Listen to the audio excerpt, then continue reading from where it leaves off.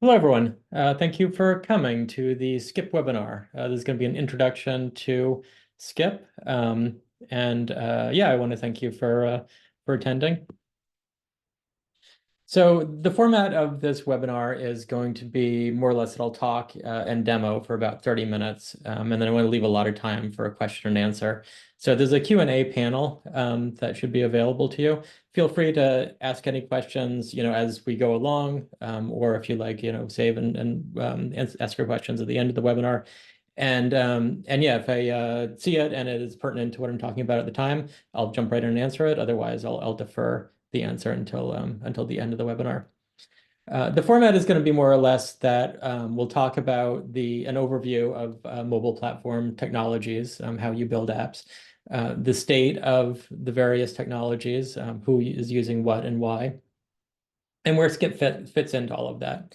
And I'm going to spend a while on a live demonstration of using Xcode to build a cross-platform application using Skip for both iOS and for Android.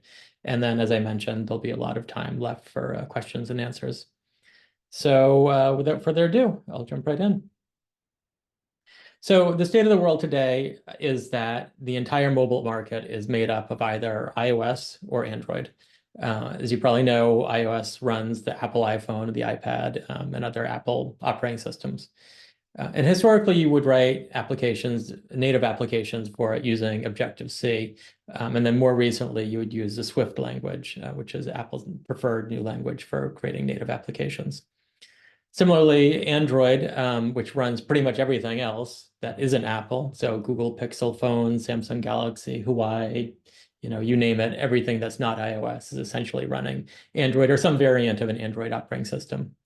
And for those devices, you would create apps historically using Java, and then more recently using the Kotlin language, which is now the officially supported and recommended language for creating Android applications. So these are two completely separate languages with a separate, history. And we'll talk a little bit more about the implications of that. But if you want to reach the entire market, basically, the market is split more or less in half worldwide between iOS and Android. If you want to reach the entire market, your choices really are to either use a cross-platform framework. Popular ones nowadays are things like Flutter, React Native, and Xamarin. Or you would essentially write the same application twice in two different languages. Historically, you'd write one in Objective-C and another in Java. More recently, you might write one using Swift and using Kotlin. But you would essentially be taking the same concept and re-implementing it twice. And doing that, as we know from experience, requires a lot of engineering effort. It's more than 2 times the effort. It's often 2.5 or 3 times the effort because you'll have to have two separate teams. You'll have to have, two separate pools of expertise, and you'll have to be coordinating those two teams constantly in order to maintain the same feature parity between both sides of your application. So that's pretty much the two choices you have to reach the whole market is a cross-platform framework or writing it twice.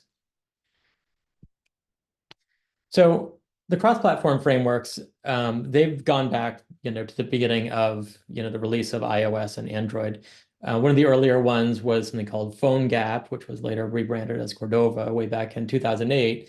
And there you'd use JavaScript to write an application. And essentially it'd be wrapping up JavaScript in a little web view so that, your same kind of web page would look like an app, but it would basically be writing HTML5 user interface, talking to JavaScript, and then there'd be some native shims to be able to access device native functionality. Then in 2011, they came out with Xamarin, which was a way of using C# and the .NET framework to be able to compile applications for both platforms. Later on, 2015, Facebook came out with React Native, which was sort of a follow-on from their popular React framework for building web pages. This was a way to use JavaScript to create a native mobile application that uses JavaScript to communicate with the bridge that winds up creating controls and interact with the device sensors and things like that.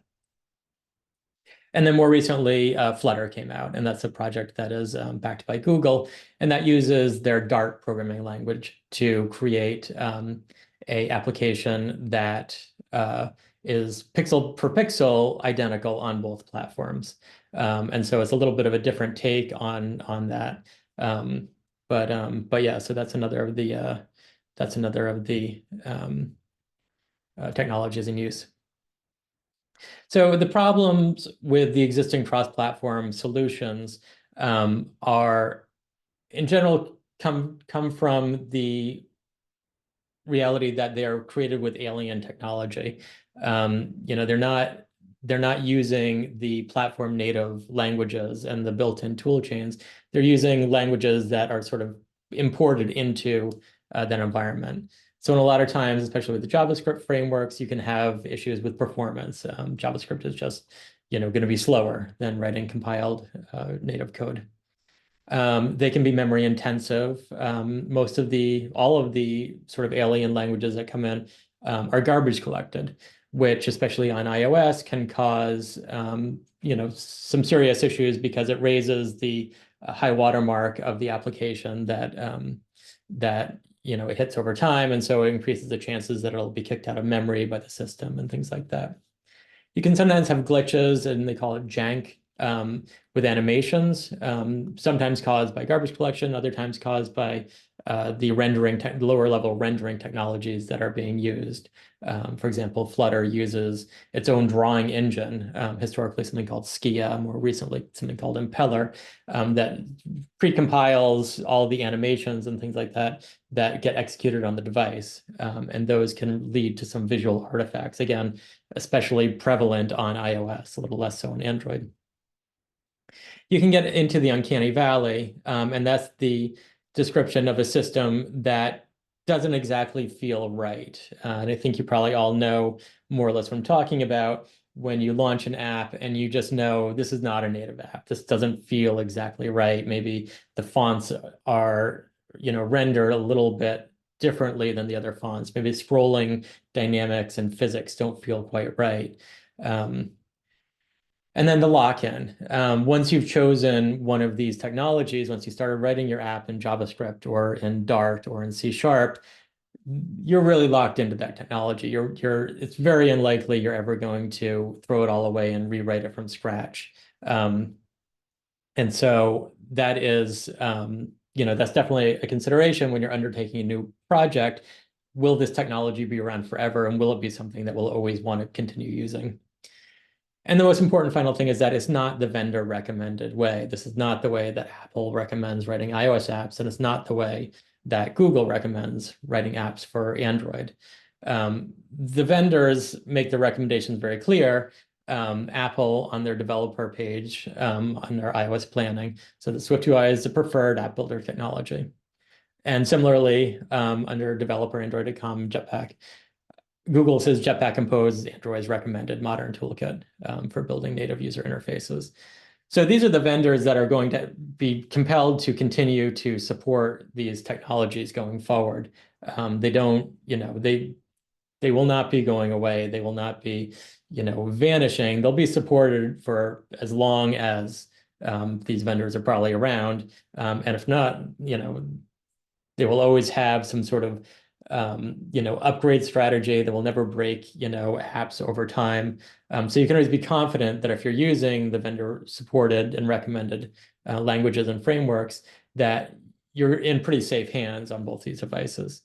And that's very much a argument towards the write the app twice, approach to creating native applications, is that it might be a lot more work, but you will always have the vendor at your back. You'll always have Apple supporting you on, when you're using SwiftUI, and you'll always have Google supporting you when you're using Compose. And that's where Skip really comes in. Skip is different from other cross-platform frameworks because instead of creating a third language and having that sort of generate out applications that kind of are hosted in the on iOS and Android, it builds on top of SwiftUI in that when you're writing on iOS, you're writing direct SwiftUI, and then it transpiles your Swift into Kotlin and Jetpack Compose. so that the end result is that the application that you're running on both platforms is actually using the native supported technologies. And to do this, we lean on all the Apple technologies. You write your app using Xcode. You create your modules and your testing frameworks using Swift Package Manager. And we do all this using the relatively new and well-supported build plugin systems, the Swift Package Manager plugin system. And that's how we hook into the system, the build system, and be able to take your application and run it on two devices. So before I get into the weeds of how the transpiler works, I'm just going to jump into a demonstration of Skip. But before I do, I'm going to start a quick poll, if you all don't mind, that asks what current technologies you might be using for creating applications for multiple platforms. Should you be doing it at all? And if you're not, then you could always answer other. Okay, so we've got a little bit of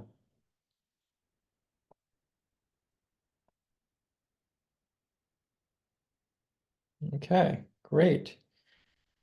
We have a number of React Native and a number of Flutter, and we have a number of people who are currently using both SwiftUI and Jetpack Compose. Very interesting. Okay, great. Thank you very much. So yeah, so we have a wide array of expertise already going on, and that's very useful. All right, great. So I'm going to show a quick demonstration of what an actual Skip project looks like. And what you're seeing on your screen right now is Xcode.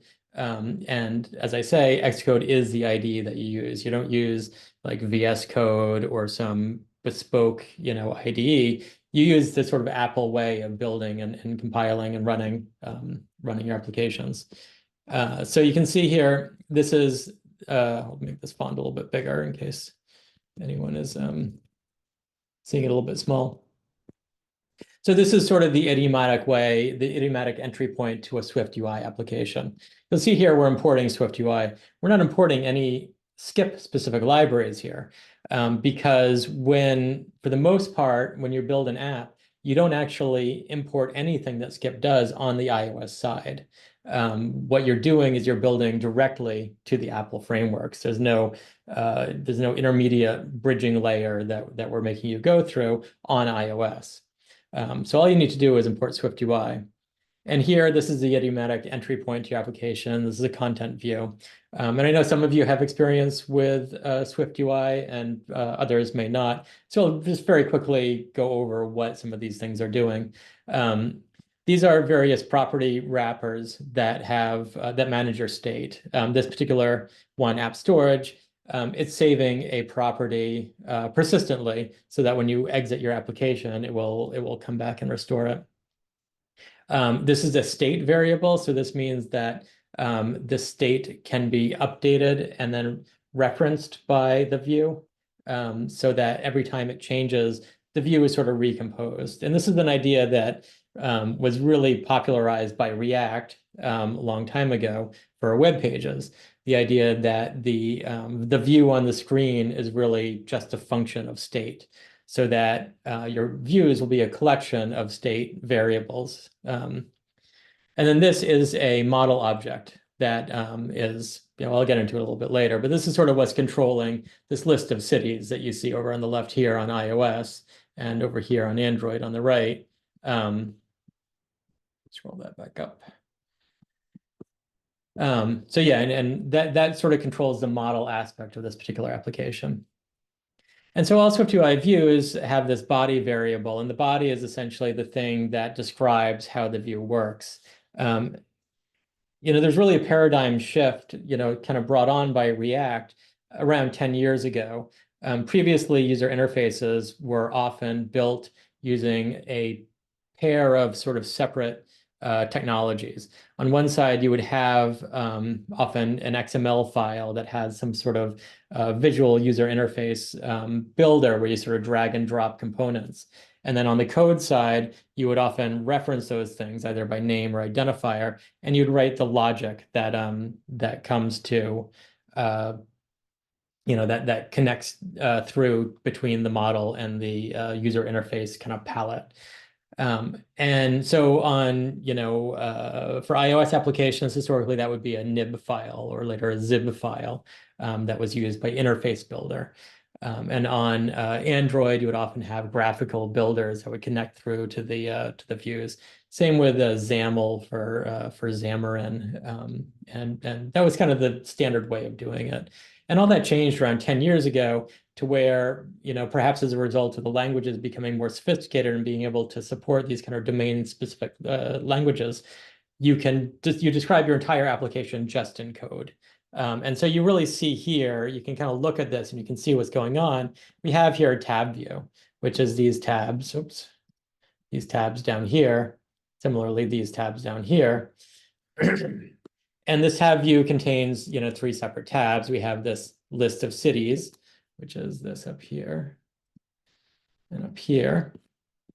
And you have some information about the tab. So you're saying the label here is cities, and here's the image that you're using. Then you have another one, which is another navigation stack, which is the favorites. So the favorites are something that the user can control here. And this is done by communicating state through to that object. So now you see that we have one favorite, Amsterdam, here. And then you have another view here, and that's the settings view. And the settings view has, some common toggles and appearance and things like that. For example, you can change it to use the system's native dark mode. So you can jump over into dark mode and you can see how that looks.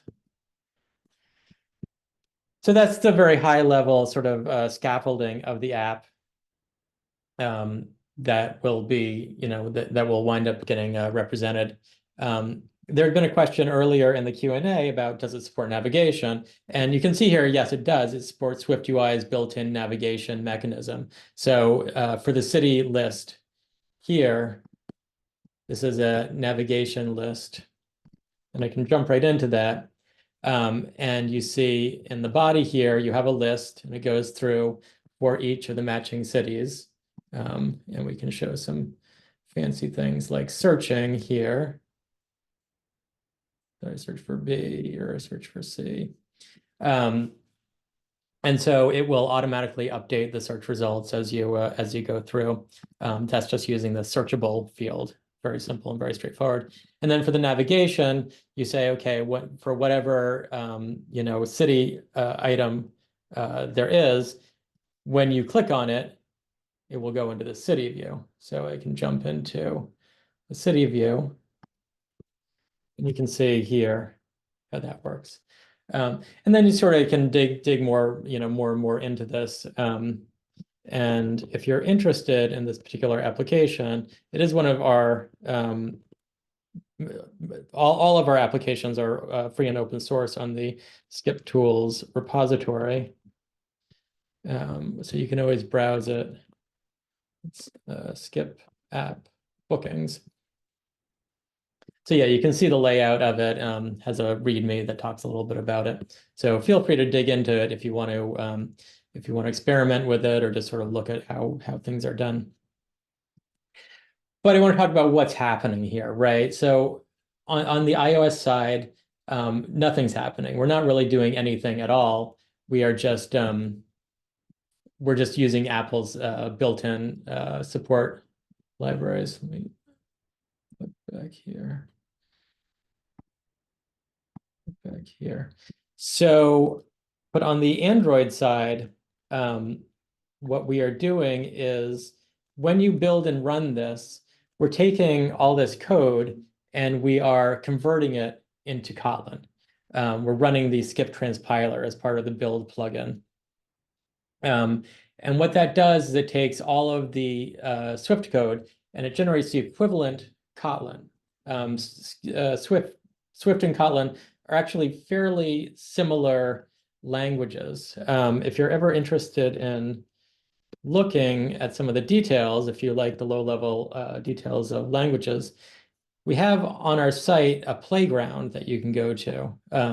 I want to clarify that Skip itself is a locally installed tool. It doesn't use the cloud for anything. It doesn't upload your code anywhere. It all runs locally on your own machine. But for the purposes of demonstration, we have this playground where you can type in code or you can enter in some basic snippets, and you can see exactly how the transpilation takes place. So here you can see there's a class called myClass, and that turns into a Kotlin thing called myClass. Kotlin and Swift often cosmetically look very similar. You've got this var string field equals ABC, got this var string field equals ABC. And that's really sort of the the basics of it. And this is a live tool. You can enter in anything you want here, and you can see the transpilation. But again, we have some of these pre-built snippets that you can take a look at and see how various things are done, like inheritance gets a little bit more complicated here. And then you can go all the way into protocols with associated types. You can see how the generics are represented somewhat differently on the Kotlin side. And then you can get really fancy, like hashable and codable. If you're already familiar with Swift, it has some of these nice features where it synthesizes hashability, equalitability, decodable, and encodable automatically for you. Kotlin doesn't have anything like that, so the Skip transpiler actually goes through and does all of that for you. So it handles the mutable struct details, creates a hash code automatically from the component fields, and then encoding and decoding, it automatically does that for you in exactly the same way as the Swift side does. So for example, when you encode things to a JSON file, will be able to encode to exact same JSON shape on both sides and then decode from both sides. So that's a really quick intro to the playground, and I encourage you, if you're interested in the language details, you can go online and you can take a look at that. So going back to here, I'll show an example here. So say we wanted to call this My Cities instead of just cities. So I just changed the navigation title here. I rebuild, and what this is doing is obviously compiling the Swift. Oops. I don't know why that failed. So it compiles the Swift, but it also transpiles it into Kotlin. And so it brings up My Cities here and My Cities here. So you can side by side iteratively develop all of the, again, for a very trivial example, just changing a string is often a satisfying way of showing it up. You can just change it, right in line and develop your app over time and be able to see them both side by side, either on the simulator and the Android emulator or with connected devices, just as if you were developing an Android device natively. So to get some insight into what exactly is happening, we can look at, say, the city manager. So this is the city manager that's being used. I can jump into that. And I won't delve too deeply into it, but you see a bunch of like logging messages and things like that.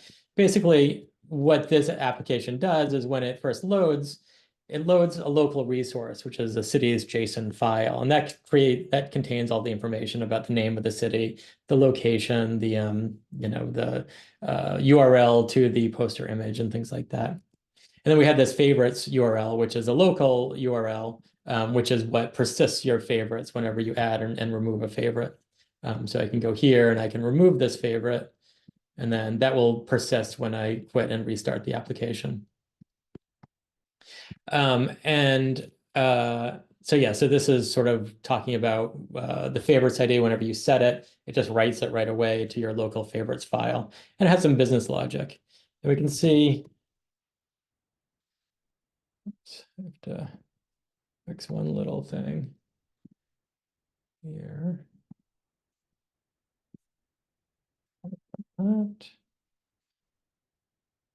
So we can see here the transpiled Kotlin. Whenever you compile, this Kotlin will be output. So say I change this just log message and I rebuild, you'll see very quickly that the log message on the right winds up updating. So you always have the live derived version of the Kotlin application as the output of the build product, which then when you launch it winds up being compiled using Gradle, which is Kotlin's equivalent of Swift Package Manager. It's basically their build tool, and it's the thing that takes all that Kotlin, compiles it and all its dependencies into a Android APK, which is the equivalent of an iOS IPA, and then launches it here on the emulator, but also on a connected device.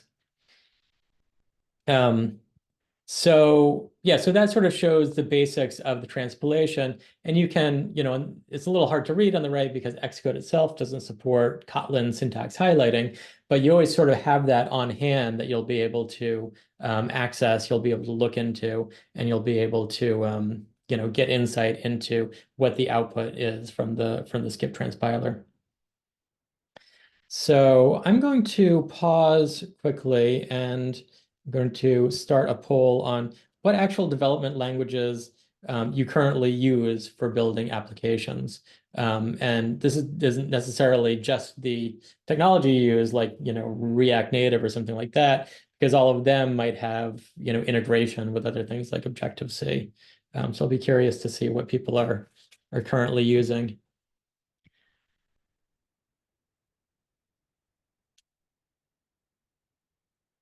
Okay, we've got some Objective-C, got a lot of Swift, so excellent. And we got a lot of Kotlin and some JavaScript currently.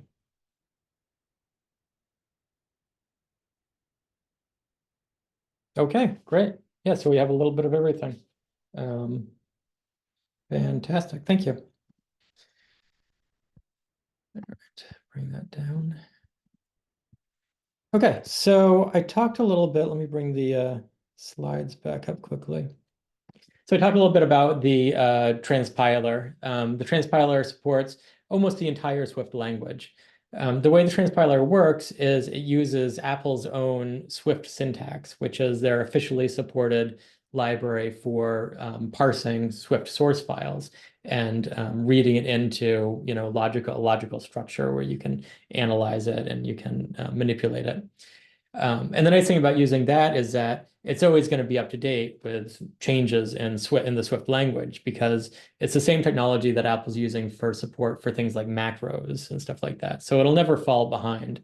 And the thing that we do is that we take that, parsed Swift and we turn it into Kotlin.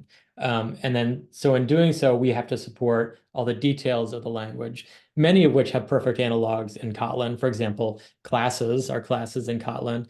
Protocols are interfaces in Kotlin. Those are straightforward. But we also handle the things that Kotlin doesn't have native support for, like structs. Kotlin doesn't have any, in Java, the JVM in general doesn't have true value types, structs and enums. And so we have to synthesize all the support so that the behavior is identical between Swift and Kotlin. And that involves supporting things like the copy on write behavior that structs have. If you change the value of a struct, then an implicit copy will be made so that any previous references to that struct won't be changed. As I mentioned before, hashable, equatable, codable synthesis, we handle all of that. Async and await, we support async and await by turning it into Kotlin coroutines, which is Kotlin's modern, asynchronous support. More or less a one-to-one analog, but syntactically very different. And so that's one of the things that the transpiler needs to do. And then, things like optionals, which we take for granted, but they don't always behave 100% the same way between the two languages. And that's just sort of a smattering of the details of what the skip transpiler needs to do. But beyond the transpiler, there's other things, right? Like how do we convert between this toggle button here and this toggle button here, right? Unlike a technology like Flutter that handles just like drawing the pixels of a toggle or a slider in exactly the same way, we don't do that. We use the native underlying component, right? We're not doing anything here ourselves. This is just the native component that Swift UI uses for the toggle. And here, similarly, it's the Android Jetpack Compose toggle, which calls down into the long-standing venerable Android toggle control. And so to do that, we have this set of frameworks, and those frameworks we have a set of core frameworks that every application implicitly is using. And the high level one is called Skip UI. And it's essentially what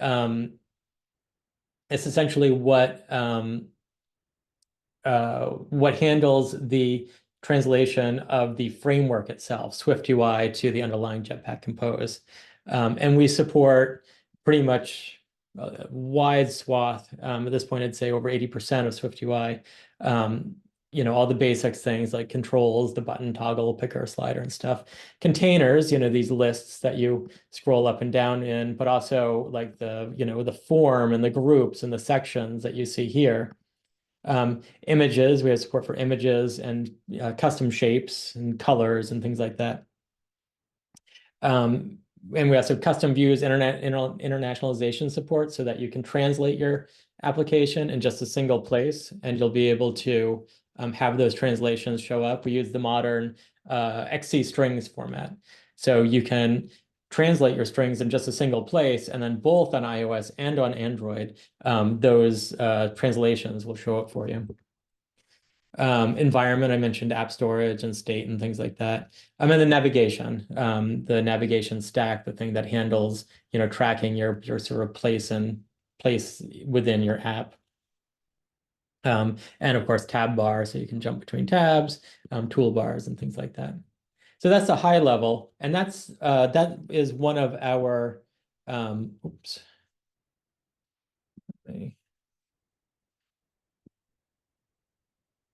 And again, those are all open source as well, and you can browse those. For example, Skip UI exists here, and you can see all of the sources for how we wind up doing all that stuff, and it's sort of broken up into things. But you see here how we wind up supporting all of those. And I won't get too far into the weeds. You can always dig into this yourself. But the way that it works is that we have a composed content equivalent to what the body winds up doing. And some of these are very simple. This was a bad example because it's actually pretty complicated. But if we were to look at something like say a toggle, it's actually generally pretty straightforward. We're using a switch right here. We've got the padding to be equivalent on both sides. But yeah, so we're using an Android switch instance there whenever someone uses a toggle. And so those are, again, open source, and people can improve on them themselves. If we are missing something or there's some detail that needs to be implemented, anyone can go in and implement those. And that's the high level. And then there's also the low level too, right? Because Kotlin, Jetpack Compose runs using Kotlin on top of Java, which has a historic Java, class libraries. And those are all different from the historic Objective-C foundation libraries that handle the various primitives like date, calendar, data, all the networking details like URL and URL session. All of those need separate translation as well. And those are all, sorry about that. All of those are handled in the Skip Foundation. Oops. So anyway, and it's a similar layout. You can see all the details of how we support each of those as well. And those are the bulk of it. Those aren't the only frameworks, but those are the two central core frameworks for writing any sort of app out of the box. Now, in addition to these frameworks, we also have a wide variety of additional support frameworks that do require importing a external skip package. And some of the popular ones are Skip SQL. If you want to use a SQLite database, we have APIs. I talked to both of those. Firebase, which is a very common, popular way of sharing data. We have support for Firestore using that. Sitting on top of the vendor native Google created libraries for both Swift and for iOS. So really it's just writing a bridging layer between them. Lottie animations, you can do a skip motion, and there's a whole bunch of others. You can browse through our repository to see some of them, or look at the online documentation, which shows under the modules, you can see some descriptions of each of them. Okay, so I'm going to pause and jump into some questions here. I see that Abe has answered a number of them. But for the benefit of everyone, I might talk through some of them. So yeah, so one of the open ones is let's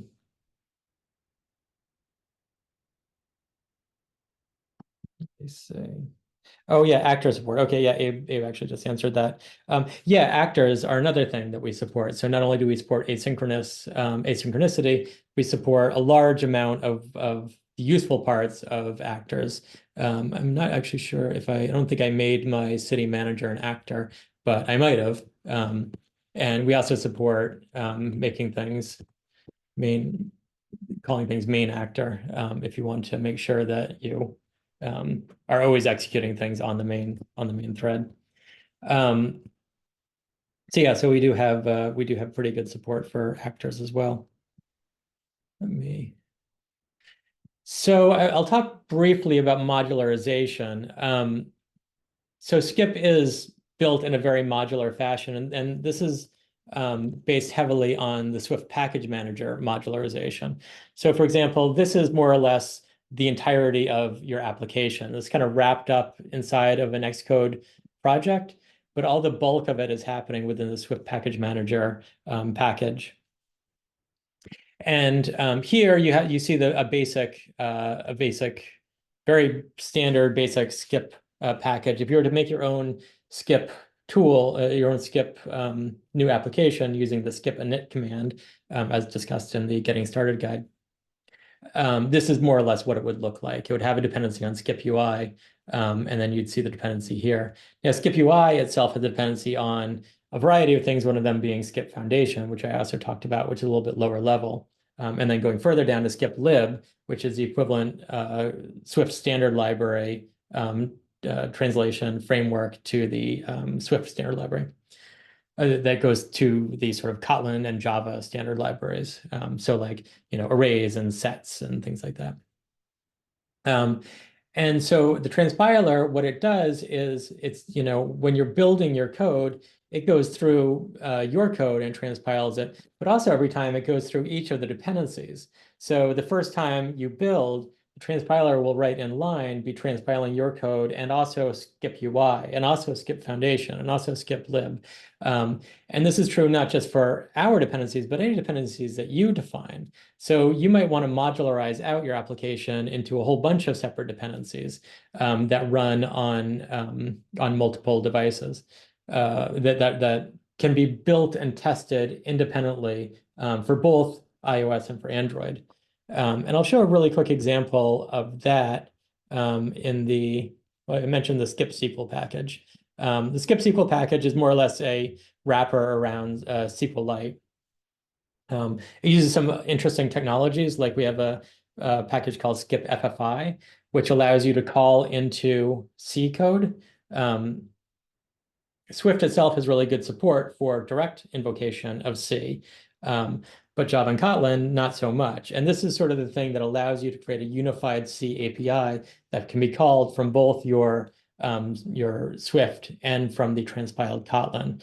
The nice thing about that is that it can either build its own C files as part of it, or it can link to locally installed libraries. And every iOS device and every Android device already has a SQLite native library in place. And so this is what gives you the ability, well, we have a little bit I won't get into it, but there's two options for this. We have SQLite, which uses the vendored one, and also skip SQL Plus, which allows you to actually embed your own version of SQLite. But to go through a really quick example of the modularization, we can take a look here and look at skip SQL. And then I'm going to run these tests on my local Mac. And that's doing local testing, which is really fast. And what's happening here is that the transpiler, the transpiler transpiles your Swift into Kotlin, and it handles translating your Swift UI into Jetpack Compose. It also handles translation of test cases. So you can write a standard XC test case in Swift, and tests is pretty obvious what some of these tests are doing. But it will also transpile that XC test case into a Kotlin JUnit test. It'll show the equivalent JUnit test. So we can look at the SQL context tests over here, and you can see that it's saying run with this JUnit and basically perform perform the exact same tests. And then you can see it here is running the transpiled tests locally. So that's a way that if you modularize out your projects, you can be 100% sure that they're behaving identically in both environments, right? Because the runtime that things are happening, on iOS with Swift is going to be fundamentally different from this JVM environment that's running on Android. And that's the way you can always keep things, perfect parity testing, we call it. And we use that for all of our own for all our own frameworks as well, not just Skip UI, but Skip Foundation and Skip SQL, obviously, which I'm showing you here. Let's see. Okay, another good question. Is there any fast lane wrapper so I can deploy my app on both platforms through Skip? That's actually something that I'm working on like right now. We do have support, pretty good support for, let me see if I can show you. So as you may know, let's hide this. Let's do skip app hello. This is the like hello world application that is created when you do skip init, and it mostly creates the Swift package manager package, but also creates sort of a scaffold for Darwin and for Android. And one of the things that you can do with this is you can run skip export. And what that winds up doing is it, builds your application, it validates it, it builds it, and things like that. And also builds a IPA on the iOS side, an unsigned IPA, as well as an XC archive. And on the Android side, it will build the APK. And that's really our first step to the fast lane support that was mentioned. That's going to be the thing that eventually you'll be able to then just hook into the fast lane system. Ooh. All right, well, I don't know why that, oh, I didn't, I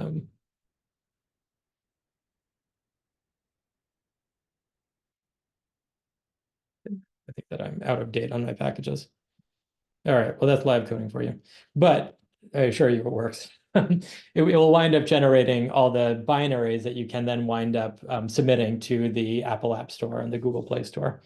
So yeah, really good question. Definitely, keep an eye on the project or reach out directly to us. Well,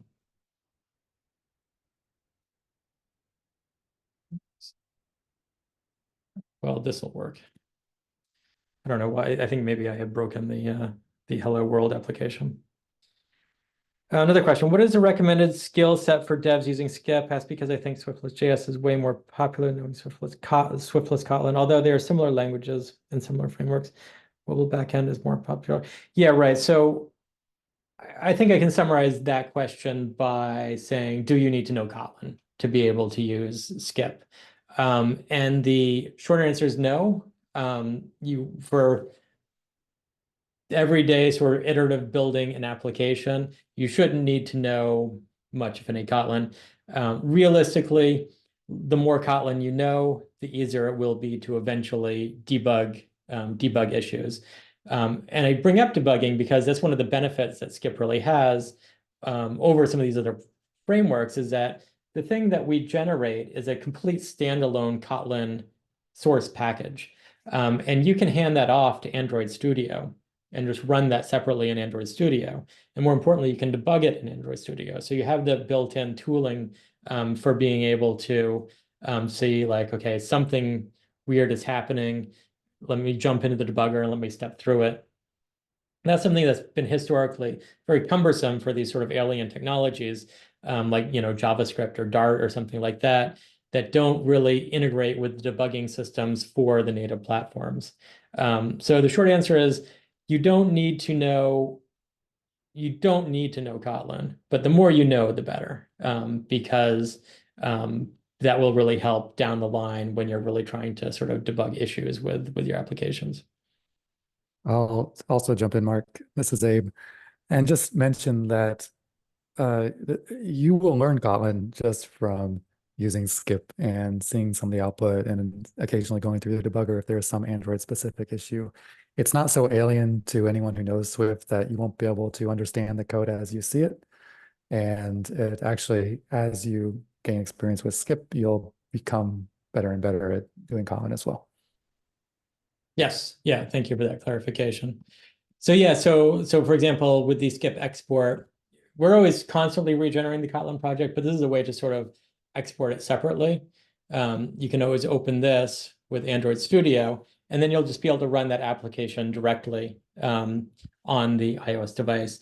And in theory, you'll be able to sort of throw that over the wall to Kotlin developers should they want to use it. I will clarify though, there was an earlier question of does this go both ways? Can it transpile back from Kotlin to Swift? No, it cannot. It is really a one-way transpilation process. You're expected to write the bulk of your application in Swift, probably using Xcode, but you could use any editor that you want. But there are a number of ways of integrating with native Kotlin components. Android Studio is taking a long time to launch, but it will come up eventually. Oh, I have to trust the project. There we go. So yeah, so this is me opening this this exported travel bookings project in Android Studio. And then, yeah, well, this is Android Studio for you. You have to wait a good amount of time for things to get started up. So while we're waiting, and I think this fields an earlier question that I believe Abe answered.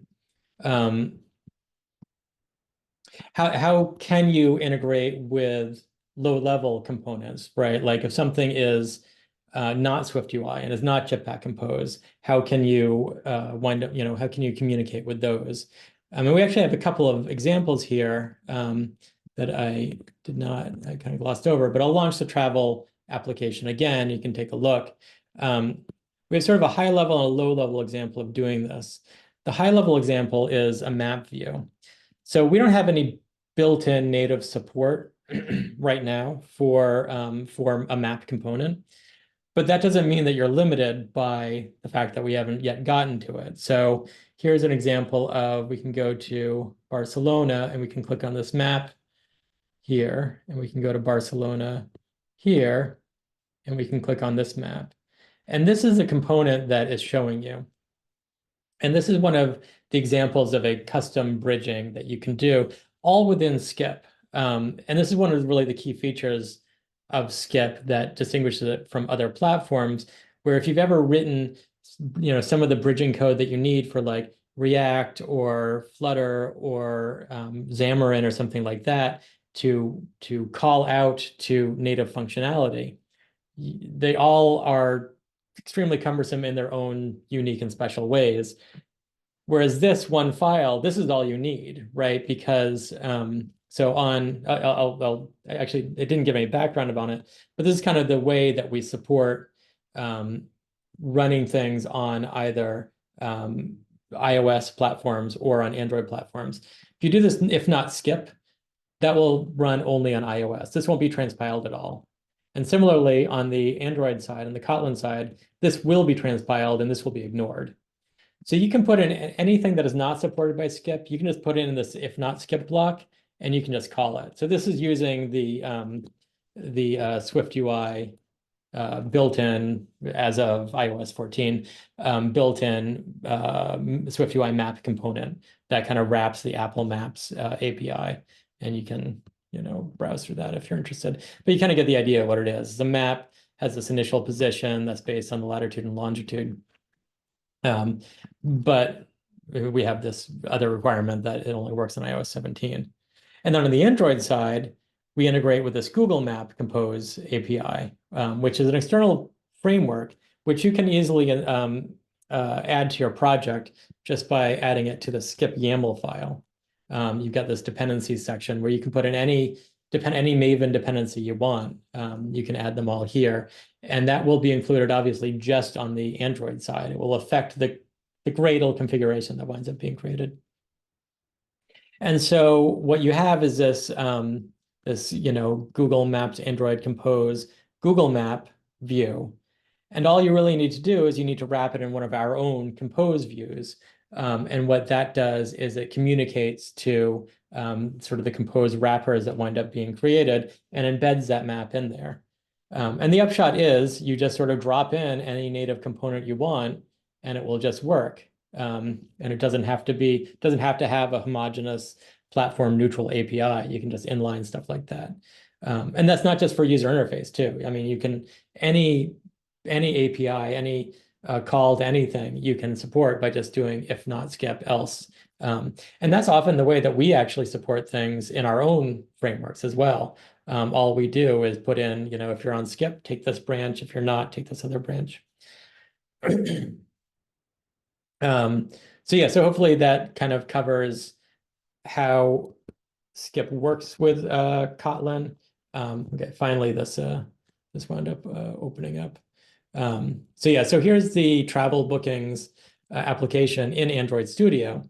And you can, run it on Android. You can connect to the debugger if you want to. You can connect it here.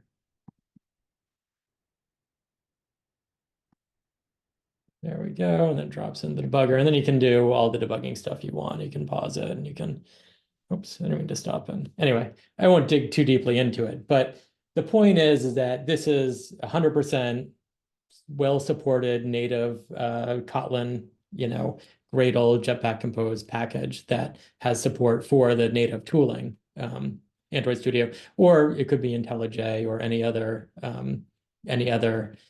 IDE that supports native Android stuff. All right, we're getting close to time, but I'll see if I can field any more questions. Well, not a question, but I'm insanely impressed of what you all put together. Technical depth, wide coverage, and great walkthrough. Well, thank you very much. Let's see. What's been the worst analog from Swift to Kotlin in terms of language features? Most expert, way more code in Kotlin, bad representation. I may ask Abe to field that.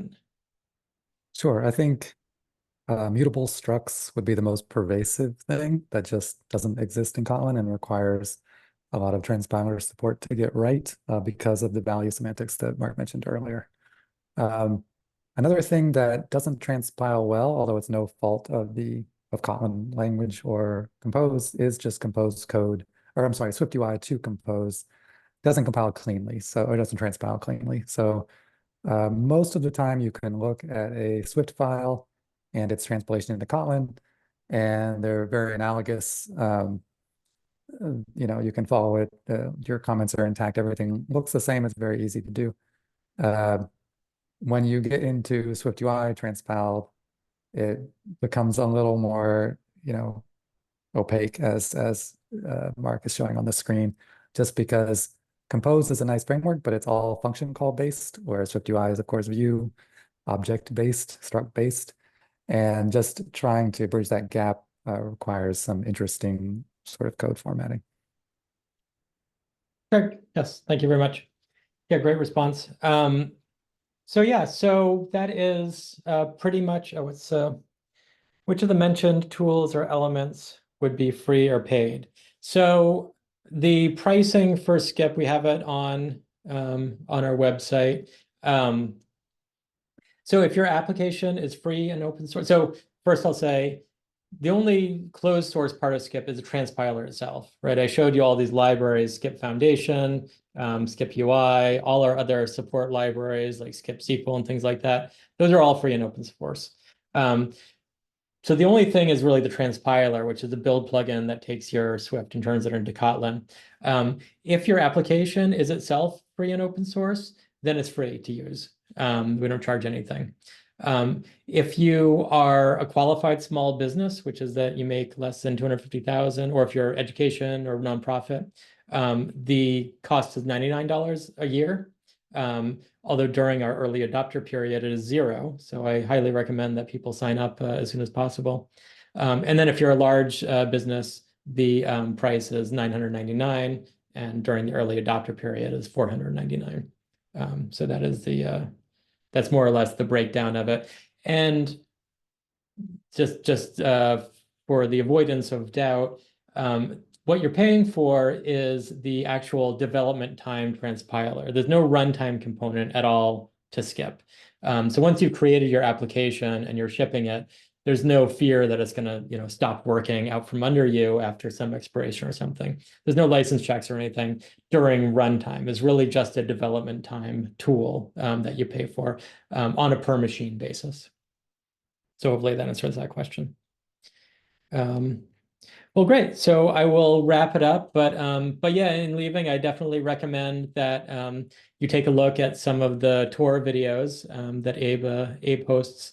Those are a great intro to Skip. We have the showcase. The showcase more or less shows, I believe, every single component, equivalent component between SwiftUI and Jetpack Compose, and all the details of it and things like that, how to contribute to Skip UI. So that's a wealth of information. I highly recommend that you go. Definitely follow our blog. We're posting more and more over time on it. Look over our docs, and we definitely would love it if you would start an evaluation and give us feedback, because really during this early adopter phase, we're driven very much by what people need. So if someone says, oh, you don't have support for this framework, or this one component is not supported in exactly the way we want, definitely let us know, and we'll bend over backwards to try to get that working. All right. Well, thank you very much. I'm going to wrap up the webinar right now and say farewell. But yeah, if you have any follow-on questions, please reach out to us. You can connect to us either directly by email. You can follow us on Mastodon, and you can check out the Skip discussion groups. Those are a good place for broad questions.